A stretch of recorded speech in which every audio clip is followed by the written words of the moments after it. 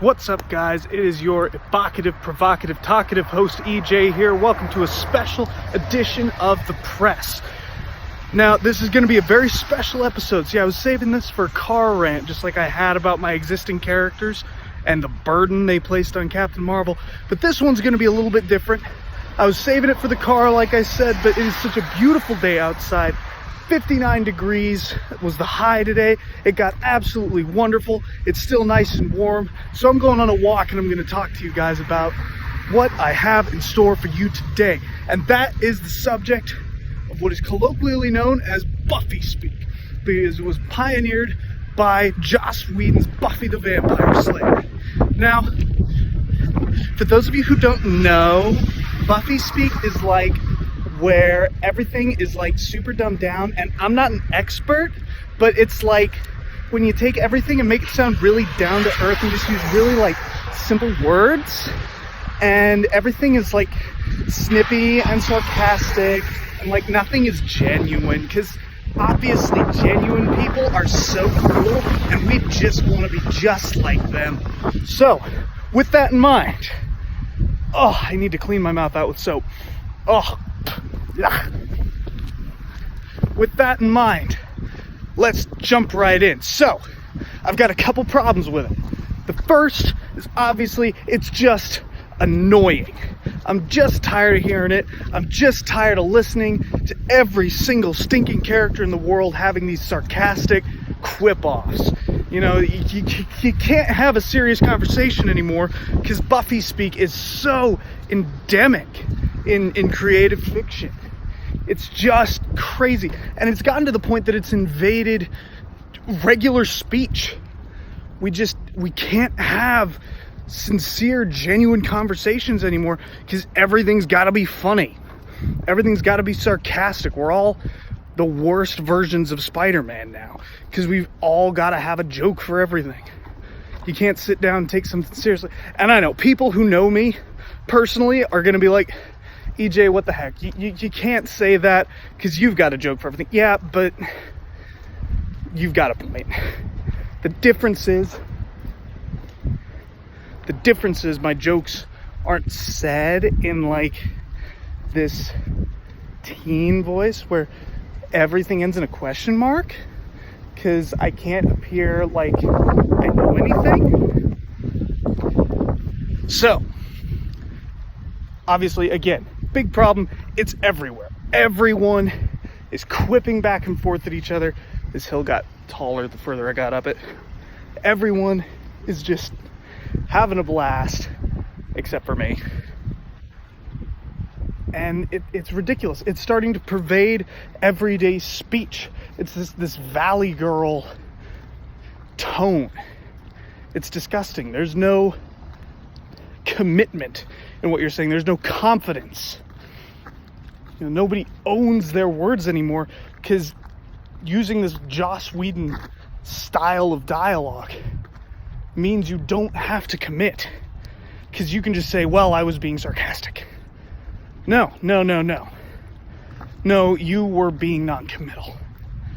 It's crap. It's annoying. I hate it. Drives me absolutely crazy. The other problem I have with it is, and this is going to get a little bit political, this is the provocative side. You know, we had the evocative, it's time for the provocative.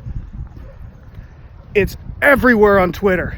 It's everywhere on Facebook. It's everywhere on social media, wherever you can find a bunch of left-leaning pseudo-activists who are out there trying to spread their message, trying to share their representation and say, hey, you got to have this many people of color. You got to have this many people who aren't straight, or else your book isn't representative and therefore it's evil.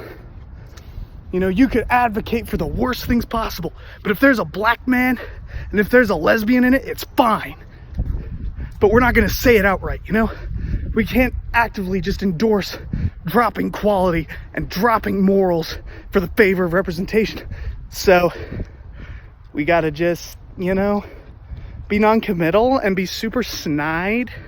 And like, you're obviously just a freaking caveman if you can't have this representation. What is this? The 1850s? Like, come on. Ugh.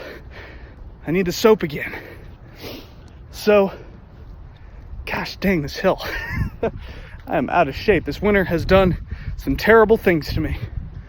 But, like I was saying, because of this Joss Whedon speak, because everybody grew up now, everyone, my generation and younger, from the mid-90s down, has grown up hearing this everywhere. It has just infected us. It has made it so that nobody can have a genuine conversation. And everyone is just sarcastic and sniping. There's no respect anymore. No one ever uses decent, respectful conversation to talk to people who know better than they do. You know, I see it when people are talking to comic book creators, because I follow a lot of them on Twitter. Hell, I see it when comic book creators talk to fans, where everything is just, oh, well, obviously you didn't know, but like, good storytelling is out, and now all you have to do is put in minorities, and that's how you tell a good story now. You don't need compelling characters, you don't need conflict. Character development's out, minorities are in. So frustrating. And I see it, a fellow named Dan Penosian, who, from all accounts, from everything I've seen on Twitter surrounding this, now I wasn't terribly aware of him before this whole thing went down, but he drew a cover on a comic, and somebody commented and said, all your sight lines are pointing to this girl's nether regions. And his response was, well, I'm sorry you saw it that way.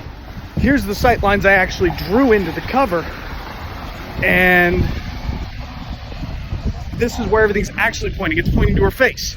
And he shows the sight lines on the cover. He shows where all the eyes are pointing. He shows the hands. He shows the lines in the costume are all pointing to this girl's face. But rather than say, oh, you're right, or, oh, you know what? That is a way you can see it. This girl, this critic who self-describes as realizing that cartooning is too hard, so she's going to become a critic, decides she's going to continue. She's going to double down. And she just goes after him like, oh, sorry, you must be so much more knowledgeable than I am. It's like, he drew the friggin' picture. Yeah, he is. He's a professional. You're not. But that's just one example. And there's a whole rabbit hole there that it turned into a multi-day event that poor Dan Penosian was just under attack for daring to stand up to a girl who had no idea what she was talking about. But because she spoke Valley Girl, because she spoke Joss Whedon, and because she was telling him that he was a misogynist, she was obviously right. And more people got pulled into it, and it blew up for a couple days. This was from like, sorry, the street just got busy all of a sudden. You know, Omaha traffic, what are you gonna do? But it blew up for a couple days, and I just had to sit there and watch as these dignified professionals treated everyone they were talking to with a decent amount of respect, except for one who wasn't taking any of the crap. He was fun to watch, but you know, these dignified professionals had to put up with this crap. And just had to sit there and take the disrespect, the level of snide, holier-than-thou snark directed at them was just disturbing. And it all comes back to this disingenuous, sarcastic, gotta talk stupid aspect. And the social justice warriors who use it like to infuse it with their own buzzwords that will always be gone within about 6 weeks, replaced with something new. It drives me up the wall, because I can't go, 5 minutes without seeing or hearing somebody trying to act hip and cool. And it's like, that's a a creepy 50-year-old dude's idea of what kids sound like these days. Like,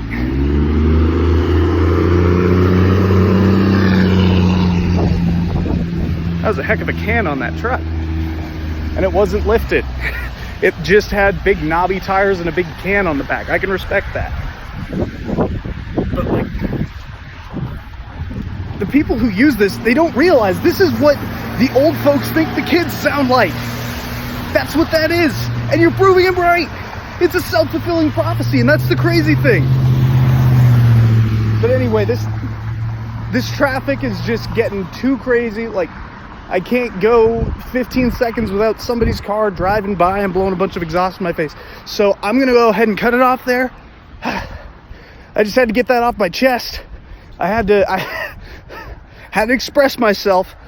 But yeah, stop talking like Joss Whedon. It's not funny. It's not cute.